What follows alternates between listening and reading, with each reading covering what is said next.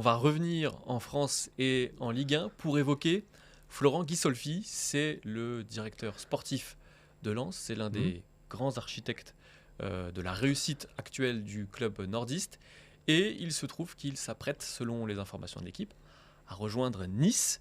Glenn, est-ce que tu peux commencer, parce que je pense qu'il est relativement méconnu du grand public, par nous le présenter en quelques mots? Ah oui, alors il est relativement jeune parce qu'il a 37 ans. C'est un ancien joueur, professionnel qui a notamment joué à Bastia. Après, il est passé, sur les bancs. Il a été adjoint aussi de la section féminine du PSG. Il est passé par Lorient, il est passé par Reims et depuis, il a été recruté en 2019, par le RC Lens. Une recrue discrète, j'allais dire, mais qui est, cruciale parce que depuis, son arrivée, bah tout va pour le mieux à Lens. Il y a eu une montée en Ligue 1, 2 maintiens aisés, tranquilles, malgré des budgets limites, parce que c'était 15e, 16e budget de Ligue 1 ces dernières années. Et là, encore, Lens brille. Alors, quand tu dis architecte du succès lensois, c'est notamment par sa capacité de dénicheur de talent. Juste pour aller vite, on va vous dire les noms des joueurs qu'il a recrutés, ou en tout cas il était au cœur de leurs arrivées à Lens. Il y a Sotoka, Fofana, Jonathan Klaus, Openda, Frankowski. Il y en a, on pourrait aller très loin parce qu'il est vraiment, ils sont pas nombreux pourtant dans la cellule de recrutement à Lens, et ils ont fait un travail fantastique ces dernières années en allant chercher des profils qu'on n'espérait pas, qu'on n'attendait pas en tout cas, et des mecs un peu plus connus, peut-être un peu comme Fofana, etc. C'est sa force, il arrive à convaincre des gens de venir. Il est de diverses manières, même de divers horizons, parce qu'on le sait, il y a eu des joueurs de MLS, il y a eu des joueurs de Bundesliga, il y a eu des joueurs d'Allemagne, etc. Ça vient un peu de partout. Il est vraiment très très fort.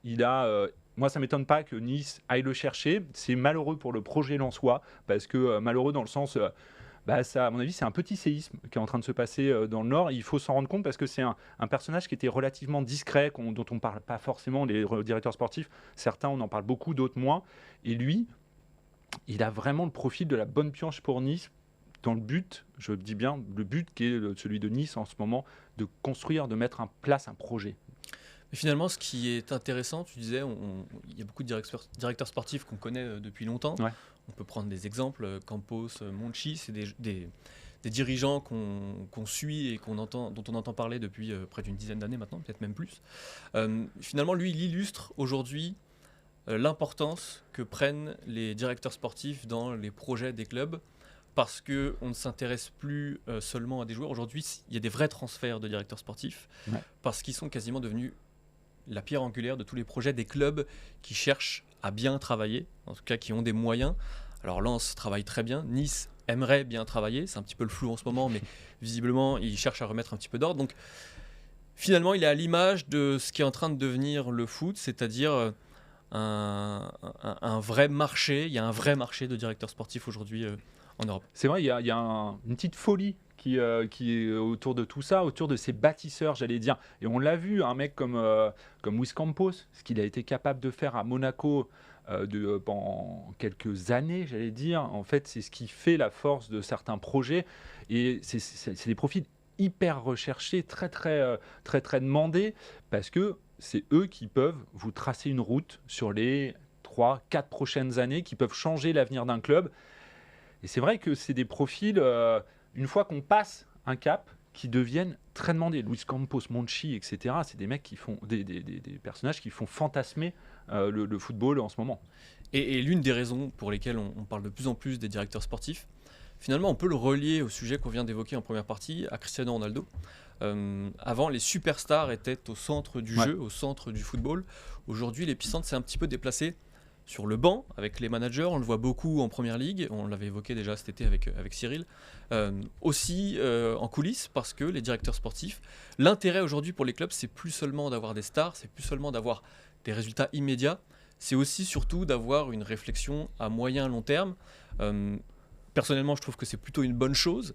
Alors, c'est pas encore au détriment des super transferts à 100 millions d'euros ou plus. On l'a encore vu cet été avec la folie en première ligue. Mais ça démontre quand même que de plus en plus de clubs comprennent que l'important, le plus important, l'objectif premier doit être d'avoir une direction claire, une vision claire pour un avenir à 4, 5, 7 ans. Et finalement, le départ de Guy Solfi à Nice, bah, ça montre que c'est aussi le cas en Ligue 1. On l'avait déjà un petit peu vu avec l'importance qu'a pris Pablo Longoria à Marseille, par exemple, avec l'arrivée de Luis Campos au Paris Saint-Germain, alors qu'à première vue, le mariage était un petit peu compliqué à imaginer. On le voit aussi avec ce qui se passe à Lyon. Aujourd'hui, Florian Maurice qui est parti à Rennes notamment, il était très important pour Lyon. On sait que depuis qu'il est parti, c'est un petit peu plus compliqué. Donc c'est intéressant de voir que tout ça se passe actuellement et que c'est plutôt favorable au jeu, plutôt favorable au football finalement.